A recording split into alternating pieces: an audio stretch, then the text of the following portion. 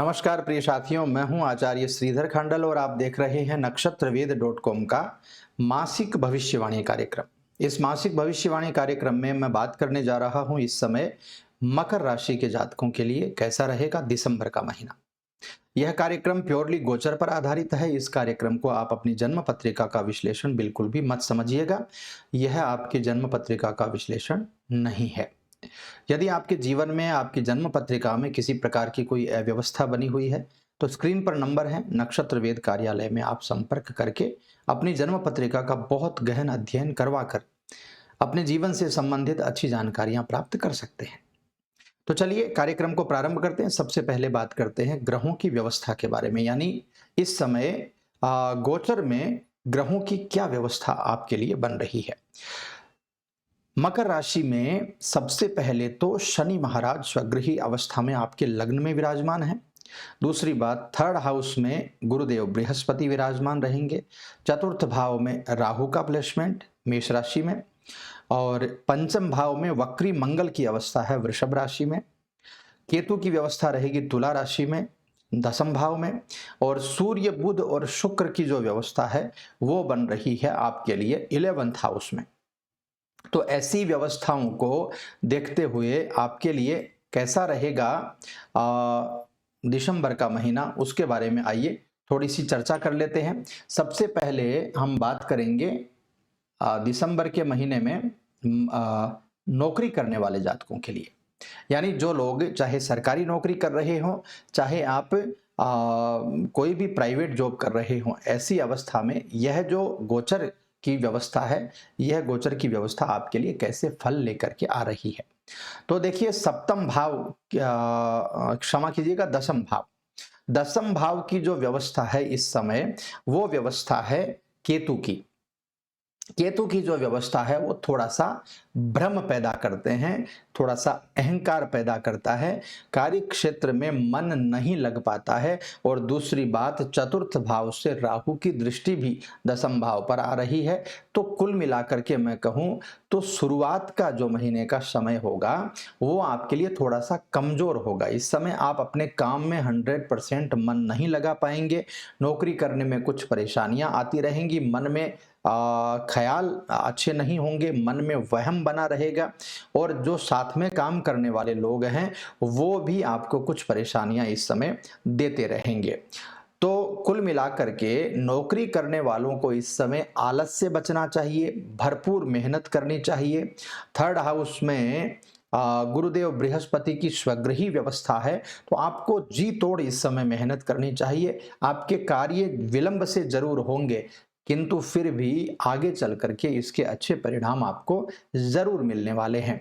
तो कुल मिलाकर के नौकरी करने वाले जातकों के लिए, चाहे आप सरकारी नौकर हो चाहे आप प्राइवेट नौकर हो, आपको इस समय अपने काम में भरपूर मेहनत करनी चाहिए। आपके काम में आपको लगन से आगे बढ़ना चाहिए। अब बात करते हैं व्यापार के बारे में। तो व्यापार के मामले में सप्तम भाव पर पड़ रही है शनि देव जी की पूर्ण दृष्टि, आपसे बहुत ज्यादा मेहनत करवाएगी, दूरदर्शी सोच बनाएगी। खास करके विदेश जाने की कुछ व्यवस्थाएं भी इस समय बन सकती हैं। विदेश के साथ संबंध बहुत अच्छे हो सकते हैं, व्यापारिक संबंध बन सकते हैं। व्यापारिक उन्नति के लिए विदेश का मामला बड़ा अच्छा इस समय आपके लिए हो सकता है। और इसके अतिरिक्त यदि बात करें तो देवगुरु बृहस्पति थर्ड हाउस में बैठ करके सप्तम भाव को पंचम दृष्टि से देखेंगे, यानी व्यापार में वृद्धि की कुछ व्यवस्थाएं इस समय जरूर स्थापित होंगी। व्यापार में नए लोगों से संपर्क के योग इस समय आपके लिए बनेंगे। आपकी सोच, आपकी समझ ज्यादा हो जाएगी, बड़ी हो जाएगी, ब्रॉड माइंडेड आप बन जाएंगे और ज्यादा आप ग्रोथ के बारे में सोचने लगेंगे। तो कुल मिलाकर के मेरे हिसाब से व्यापारियों के लिए बहुत अच्छी व्यवस्था है। आपको इस समय कोई अच्छा व्यक्ति मिल करके बड़ा पूंजी निवेश आपकी कंपनी में ला सकता है, ऐसी भी कुछ अच्छी व्यवस्थाएं आपके लिए बन सकती हैं। तो व्यापारी वर्ग को मेरे हिसाब से इस समय बहुत अच्छी व्यवस्थाएं बन रही हैं। अब बात करें आर्थिक दृष्टि की, तो आर्थिक दृष्टि से यह महीना थोड़ा सा उतार चढ़ाव वाला दिखाई दे रहा है। महीने की शुरुआत में सूर्य बुध और शुक्र एकादश भाव में रहेंगे, उनके ऊपर मंगल और बृहस्पति की पूर्ण दृष्टि रहेगी। आर्थिक दृष्टि से बहुत अनुकूल व्यवस्थाएं महीने की शुरुआत में रहेंगी। इसके बाद में जब सूर्य परिवर्तन होकर के और बुध और शुक्र परिवर्तन होकर के आपके द्वादश भाव में चले जाएंगे, तो ऐसे में आपकी आमदनी में कुछ कमी आ जाएगी और आपका खर्चा थोड़ा सा बढ़ने लगेगा। इस समय एक बात बहुत ज़्यादा ध्यान देने की है, क्योंकि मंगल का संबंध एकादश भाव से है और मंगल आपके पंचम भाव में वक्री अवस्था में विराजमान है। मंगल भाव एकादश भाव से संबंध रखने वाला ग्रह जब किसी उस भाव में बैठे हुए ग्रह को देखता है तो साम दाम दंड भेद या किसी प्रकार से कोई इलीगल काम करके भी पैसा कमाने की व्यवस्थाएं बनाता है। तो ऐसे में आप किसी इलीगल काम में फंस करके पैसा कमाने के बारे में मत सोचिएगा, नहीं तो बहुत बुरे परिणाम उसके मंगल आपको दे जाएगा। स्वास्थ्य के बारे में बात करते हैं। स्वास्थ्य थोड़ा सा कमजोर रहेगा। महीने की शुरुआत बहुत अच्छी रहने वाली है। राशि स्वामी शनि जो है वो लग्न भाव में विराजमान है, स्वास्थ्य में मजबूती प्रदान करेंगे, लेकिन पंचम भाव में वक्री मंगल की जो मौजूदगी है वो पेट से जुड़े हुए रोग आपको दे सकता है और पेट में जलन, एसिडिटी, गैस्ट्रिक की प्रॉब्लम क्रिएट हो सकती हैं, मुंह में छाले हो सकते हैं, खान पान में गड़बड़ी है तो उसको रोकने की कोशिश कीजिएगा। उसके बाद बात करें शुक्र, बुध और सूर्य की, तो जब वो द्वादश भाव में चले जाएंगे तो फिर से आपके स्वास्थ्य को वो पीड़ित करेंगे। ऐसे में असंतुलित भोजन करना आपके लिए बिल्कुल अच्छा नहीं होगा। ज़्यादा पार्टी करना, ज़्यादा शराब पीना, समय पर नहीं उठना, समय पर नहीं सोना, शरीर में पानी की कमी होना, ऐसे कुछ रोग आपके बन सकते हैं और उन रोगों की वजह से आप का शारीरिक जो व्यवस्था है वो खराब हो सकती है। अब बात करते हैं प्रेम जीवन और वैवाहिक जीवन की। प्रेम जीवन में थोड़ा सा तनावपूर्ण स्थिति यहां पर बन रही है, क्योंकि मंगल वक्री होकर के पंचम भाव में विराजमान है, लेकिन शुक्र बुध की दृष्टि भी पंचम भाव पर है, तो रिश्ते में कहीं न कहीं मंगल की अव्यवस्था होने के बावजूद भी आपका रिश्ता बचा रहेगा। हालांकि प्रेम जीवन के मामले में इस समय अहंकार का टकराव होना निश्चित है, बहुत ज्यादा क्रोधित होना निश्चित है।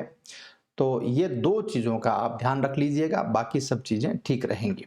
वैवाहिक जीवन की बात करें तो वैवाहिक जीवन के मामले में सप्तम भाव पर शनि देव की पूर्ण दृष्टि रहेगी और गुरुदेव बृहस्पति की भी सप्तम भाव पर पूर्ण दृष्टि रहेगी। दाम्पत्य जीवन में हल्का फुल्का तनाव जरूर आ सकता है शनि देव के कारण, लेकिन गुरुदेव बृहस्पति आपको बचाते रहेंगे और आपका रिश्ता बहुत प्रेम भरा होगा।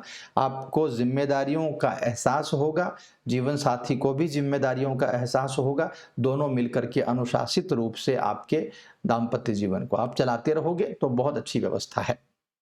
हालांकि संतान को किसी प्रकार की चोट चपेट लगना, किसी प्रकार की कोई दिक्कत होना या बीमार होना संभावित है, ध्यान रखिएगा। और यदि आपके परिवार में कोई बच्चा ऐसा है जो अभी पढ़ाई कर रहा है या वो बच्चा आपका बाहर जाकर के पढ़ाई करना चाहता है, तो ऐसी व्यवस्था में सफलता मिल सकती है। बच्चे को थोड़ा सा अनुशासित रूप से आपको आगे बढ़ाने की जरूरत है।